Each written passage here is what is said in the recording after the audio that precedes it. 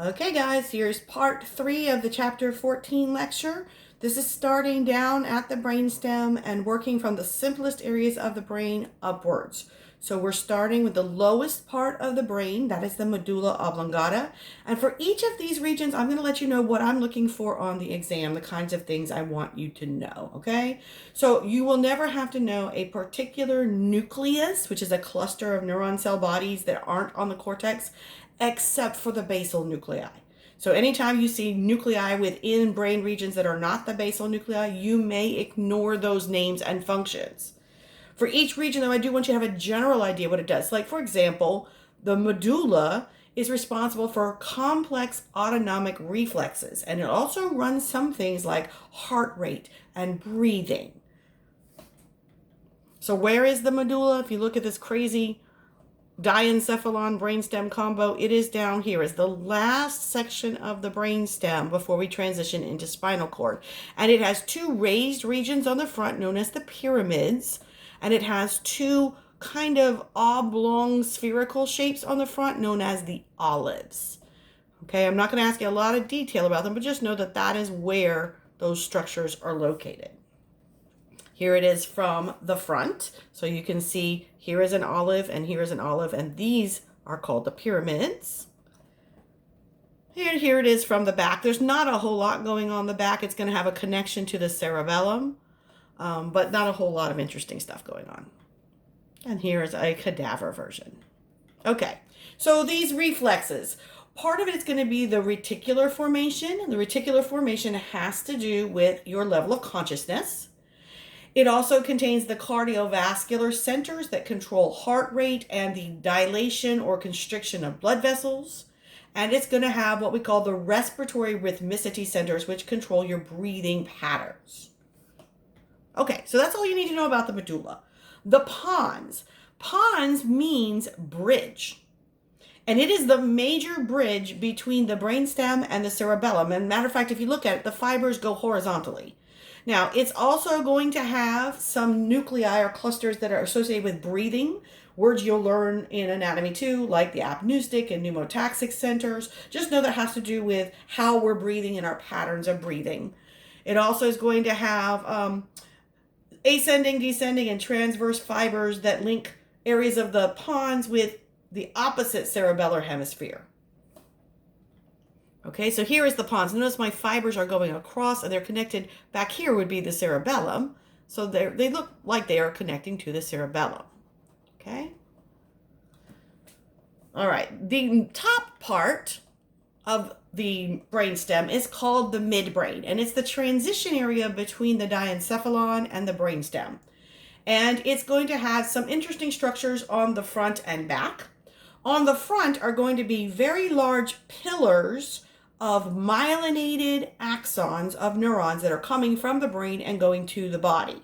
So they're going to be carrying signals that go downward. And these things are functional in that they're carrying signals because they're axons, but they're also physical. They're going to hold up the cerebrum. And anatomy came up with a crazy word for these things. They're called peduncles. So these are the cerebral peduncles. And that's pretty much all you can see from a front view of the midbrain. I'll show them in a second. On the back of the midbrain, however, there's some really interesting structures. There's an area called the tectum. And the tectum has 4 bumps. Together, the 4 bumps are called the corpora quadrigemina. So I know you guys are kind of learning Latin as we go by default. What that means is the body of 4 twins. Okay, how do you have 4 twins? You usually call them quadruplets, right? Well, not if they are 2 alike and 2 more that are alike, but those 2 sets are different. So the body of 4 twins, the corpora quadrigemina, is made up of a pair of superior colliculi. Each one is a colliculus. Those are the 2 top bumps, and they are for visual relay. And then the 2 bottom bumps, which look a little different, but look like each other, are called the inferior colliculi, or each one is a colliculus, and they have to do with hearing. Okay, we're also going to see, I told you don't have to know any particular nucleus names, but just to tell you like how uninventive some anatomists are, the red nucleus is called the red nucleus because guess what? It looks red. because it has lots of blood vessels. And then my favorite anatomical term ever is they had a dark, extra dark nucleus, and they like, I don't know what to call this. I don't know what to call this. Ooh, we'll call it substantia nigra, which is Latin for, are you ready? Black stuff. Okay? So no, you don't have to know those two names for the test, but sometimes it's just funny to have a laugh at anatomists. Okay, so here's where the description is of the cerebral peduncles. These are on the front of the midbrain. They are bundles of axons of neurons whose cell bodies are in the brain or on the cortex of the brain, and they're going down to command the body. They're sending messages down. They're connecting from the brain to the spinal cord. So here is starting out at the back of the midbrain. So here are our 4 bumps. Here are my 2 superior colliculi, and here are my inferior colliculi. And remember, all together, this is called the corpora quadrigemina. And just for future reference, this is where the pineal gland is. So you actually have 5 bumping looking structures in this general area when you look at it from the back. There is the cadaver version. So yep, definitely see 5 lumps. Okay, and there's a cut through it. We're not going to talk about that so much. Oh, we didn't see the front. Here, I'll show you here. Here is a a cerebral peduncle, and here's a cerebral peduncle. So from the front, that's basically all you see are these 2 column-shaped structures. Okay, so we're leaving the brainstem. We did the medulla, the pons, and the midbrain. Now we're going to go over to the cerebellum. The cerebellum kind of looks like a walnut. It's a smaller structure. It's underneath the back of the cerebrum. It would be located around the occipital bone region. And instead of wrinkles, which are gyri and sulci, we have folds called folia. It also has front and back lobes that are separated by a fissure, and it has right and left hemispheres. So got a lot going on this little thing. Now, if you look down the center, there is an area that is separated from the hemispheres, and it looks like a worm. And so they named this area the vermis. And then another hilarious term, they have another little section on the roof of the 4th ventricle called the flocculonodular lobe. Now, the cells inside the cerebellum, we have Purkinje cells, which are dark matter. They're going to be cerebellar cortex. And then we have the white matter in the center, just like we have for the cerebrum. Now, the white matter inside the cerebellum, though, if you cut through the cerebellum in half, it forms a tree pattern. And so they named this pattern the arbor vitae, which is Latin for tree of life. And job of the cerebellum is to control your posture. And whenever you make a movement, you say, let's say I want to kick the soccer ball. If I miss the soccer ball, then those signals are going to go up to the cerebellum, and the cerebellum is going to suggest to the cortex of the cerebrum how to change the planning of the movements to actually make it happen, to make it work.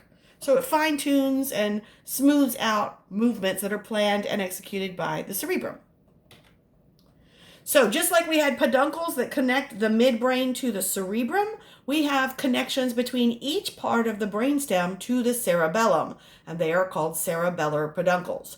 So the superior cerebellar peduncle, they all happen to line up with each section of the brainstem. So midbrain has the superior cerebellar peduncle, pons has the middle cerebellar peduncle, and the medulla has the inferior cerebellar peduncle. Problems with your cerebellum. Ataxia is when you have trouble moving your muscles in a coordinated fashion, or basically you have trouble keeping your balance and moving. And it can be caused by injury, it can be caused by stroke, but probably most of us have experience with this being caused by intoxication. So, yeah, that's what happens when you get drunk. And this, luckily for us, is a temporary impairment. Okay, so here is what the cerebellum looks like. This is where it's located. It's on the back of the head, underneath the cerebrum. The transverse fissure would be right here. And so this section is called the vermis. Kind of does look like a little earthworm. This is the anterior or front lobe. This is the posterior lobe. And these lines represent the folia. If we go, kind of look at it, a real one, honestly, it looks like a pound of hamburger, doesn't it? Kind of like a big old pile of ground beef. And then when we cut into it, sagittally. This is when we see the white matter pattern inside, known as the tree of life or arbor vitae.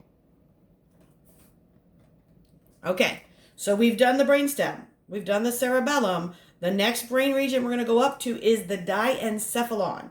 And the diencephalon is made of 3 different regions: the epithalamus, the thalamus, and the hypothalamus.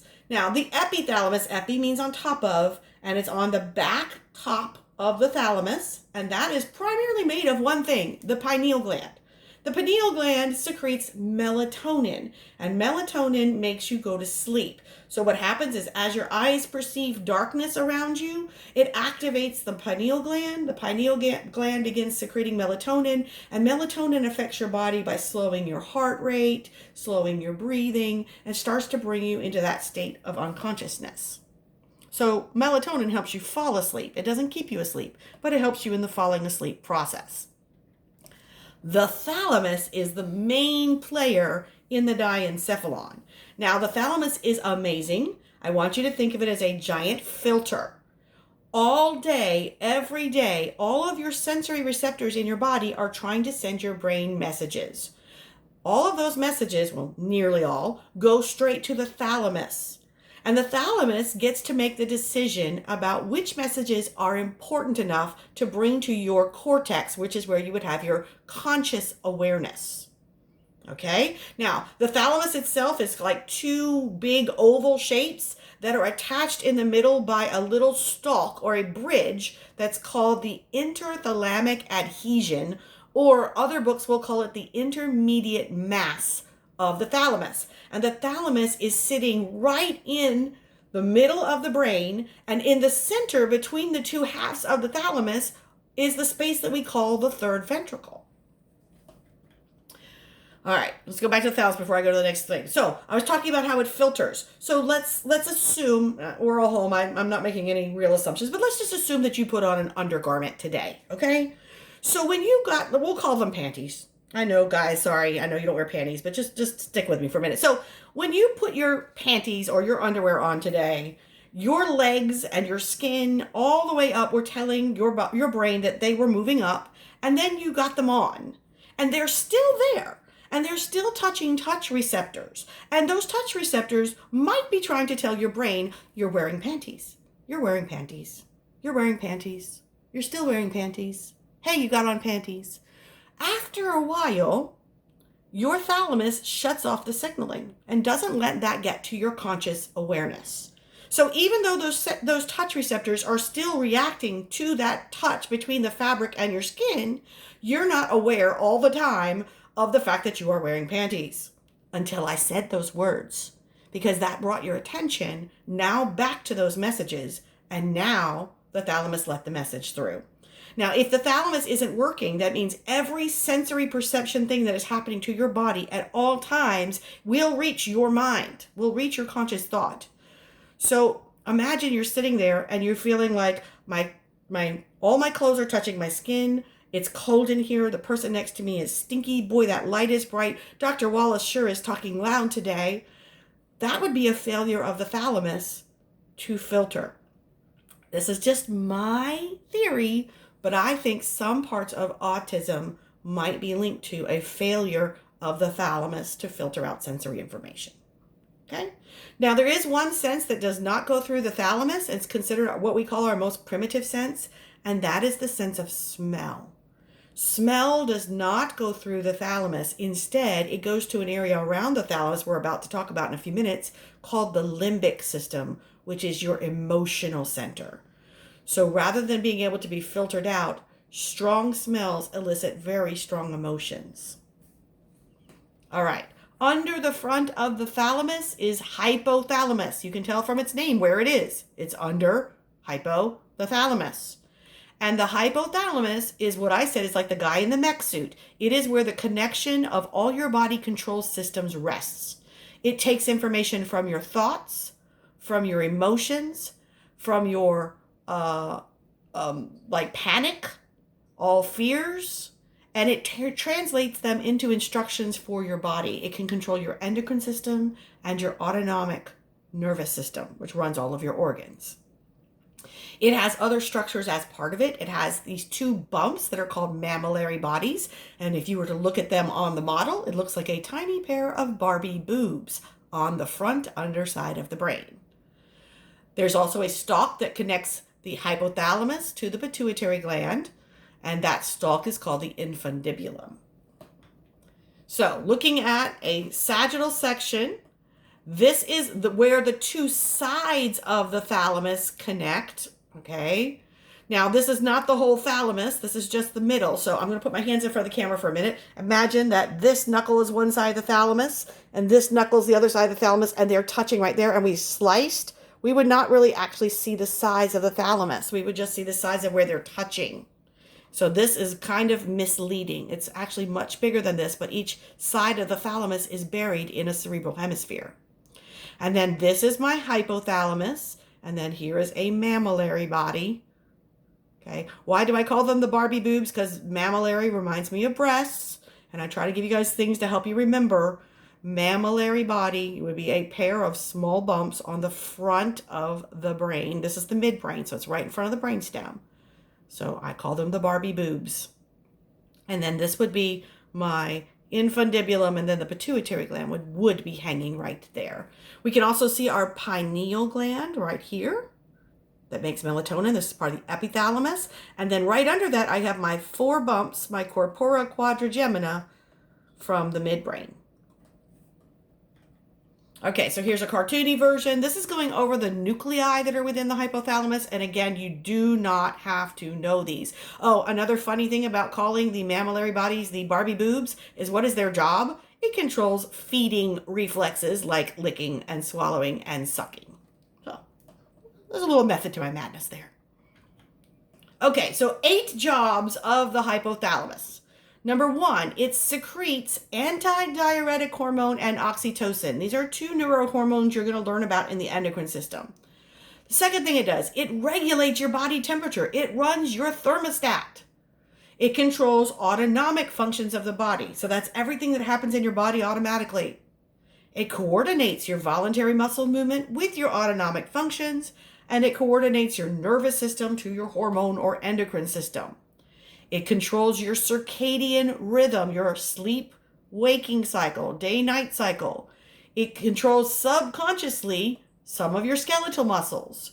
It produces emotions and drives like hunger, thirst, when you're full, and the one they didn't put on the list, lust, are all controlled by the hypothalamus. And it has connections to this, the limbic system. This is your emotional center. Now, this is an area of the brain that wraps around the diencephalon. Okay? It's going to have different areas of it, and it is going to be running your emotions. Now, it is linked to the hypothalamus, so those emotions can actually affect your body, and it's linked to the cerebellum, to the cortex. That's where your thoughts happen. So your thoughts can influence your emotions, and both of them can influence your body. It also facilitates memory storage and retrieval. So things that are part of the limbic system are the cingulate gyrus, the dentate gyrus, the parahippocampal gyrus, the hippocampus, and the amygdaloid body. You do not have to know the individual functions of these or even the location of these. I do want to say a little bit about the amygdaloid body. It's kind of cool. It has to do with facial recognition, but not in the way that you may think. Not like, oh, look, here comes Joe. What this part of the brain does is it looks at faces of strangers that are walking towards you. And it reads the faces of those people looking for 2 emotions. It looks for fear and it looks for anger. Now, if you think about that, why would your body want to have a part that looks for fear or anger on someone's face who's walking towards you? Well, if they're angry, maybe they're angry at you and they're coming to hurt you. Okay, so your body goes on alert. If they're frightened, guess what? They're moving away from the thing that they're frightened of, and you're going towards it. So the amygdaloid body is kind of like a little subconscious alarm system that is making sure that your surroundings are safe for you. Okay, now inside the limbic system, we're going to have a collection of axons that are bound together. And remember, in the central nervous system, those are called tracts. In the outside the central nervous system, we would call it a nerve, but we don't have nerves inside the brain. We have tracts. And this is going to connect the hypothalamus to the emotional center or the hippocampus. This tract is called the fornix. It's also going to relay information from the mammillary body about eating to the cingulate gyrus. So sometimes that's going to be where your connection between eating and pleasure and happiness are. And it's going to be talking to the reticular formation that controls how awake or alert you are. Okay, so let's kind of get our bearings. Here is the thalamus. Here's the stalk where the two sides of the thalamus connect, called the intermediate mass of the thalamus, or the interthalamic adhesion. The fornix is here. That's the tract of white matter. And then all of this area that's green and red, that is where your limbic system is. Okay, so it's kind of surrounding the diencephalon.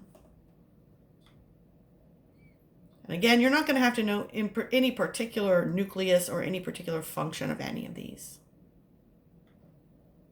Okay.